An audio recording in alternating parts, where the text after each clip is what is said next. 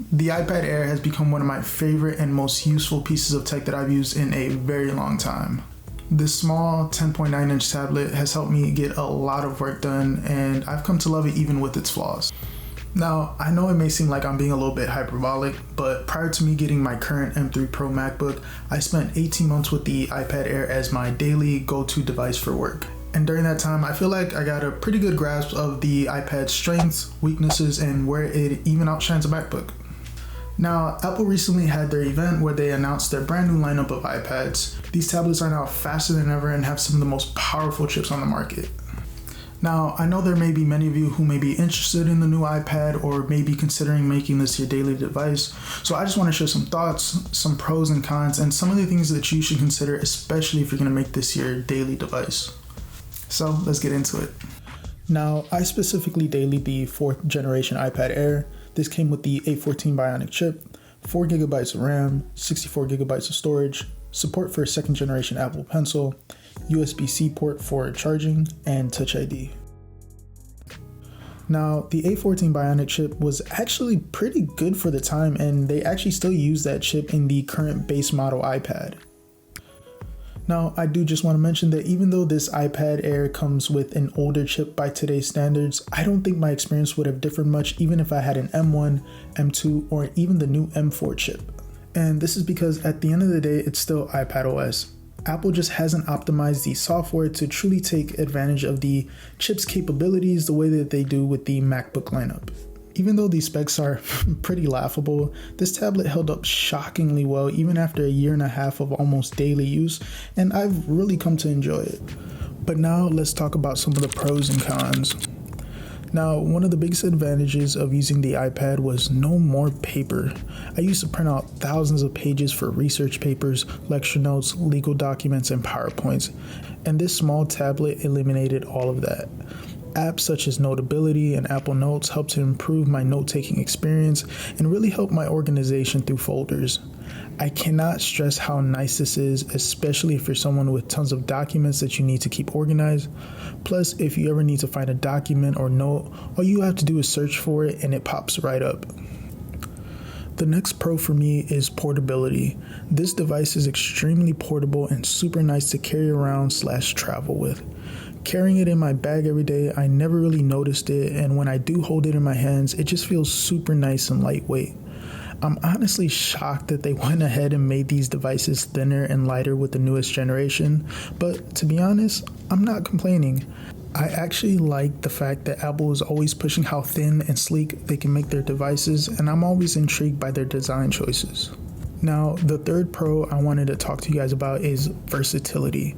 Now, I'm sure most of you are aware that the iPad isn't as powerful as a MacBook, but I do believe that the iPad can be more versatile.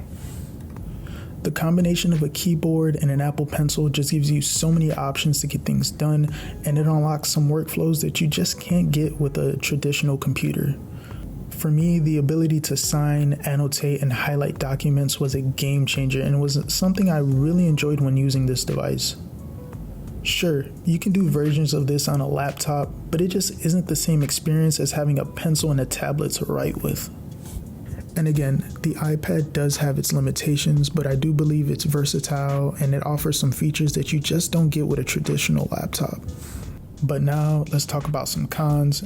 We're gonna start it off with an Apple signature, a 60Hz screen. Now, I'm gonna be honest, I'm not much of a stickler when it comes to refresh rates.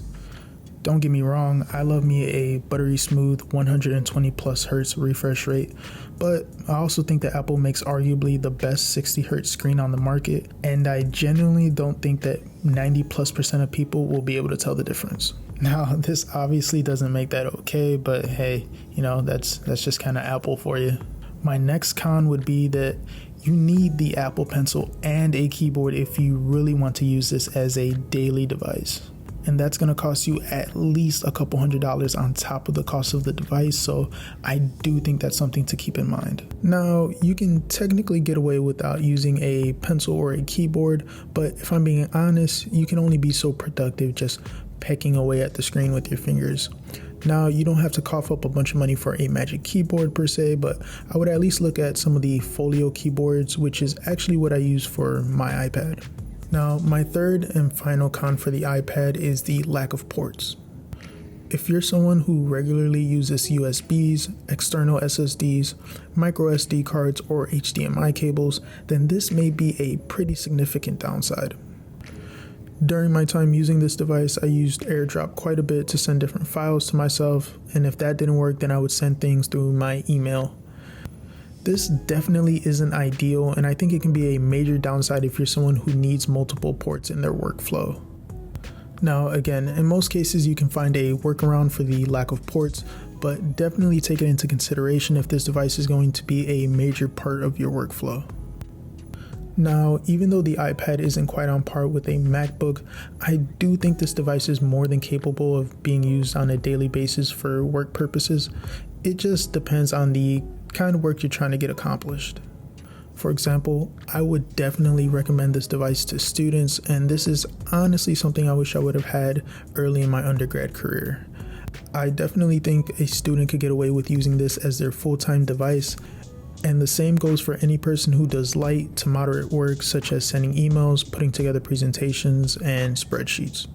But on the other hand, if you're someone who has a very demanding workflow such as 3D rendering, software development, or even heavy video editing, then I highly recommend just getting a MacBook or just a laptop in general.